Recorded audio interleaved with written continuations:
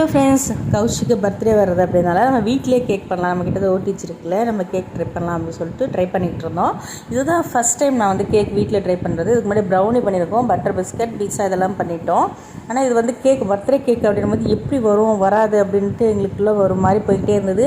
வருதோ வரலையோ நம்மக்கிட்ட இருக்குல்ல, நம்ம செஞ்சுருவோம் சொல்லிட்டு வீட்டில் இருக்கிற பொருள்கள் வச்சு தானே சொல்லி செய்ய ஆரம்பிச்சிட்டோம்.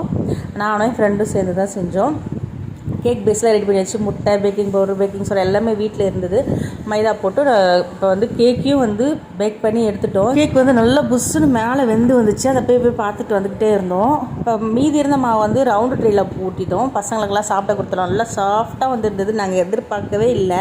விப்பிங் க்ரீம்லாம் வீட்டிலே ரெடி பண்ணிட்டோம். இப்போ அந்த கேக்குக்கான பேஸ் கொடுக்கறதுக்கு சுகர் சிரப்லாம் ஊற்றி விப்பிங் க்ரீம்லாம் வந்து மேலே போட்டுட்டோம். கீழே அந்த கேக் போடுற ஷீட்லாம் எங்ககிட்ட இல்லை. கீழே வந்து சப்பாத்தி கட்டை வச்சு அதுக்கு மேலே பட்டர் ஷீட் வச்சு தான் ரெடி பண்ணிட்டு இருந்தோம். அந்த கேக் வீடியோ பிடிச்சிருந்தா லைக் பண்ணுங்கள். அப்படியே இன்ஸ்டாவை ஃபாலோ பண்ணிக்கோங்க, யூடியூப்பை சப்ஸ்கிரைப் பண்ணிக்கோங்க.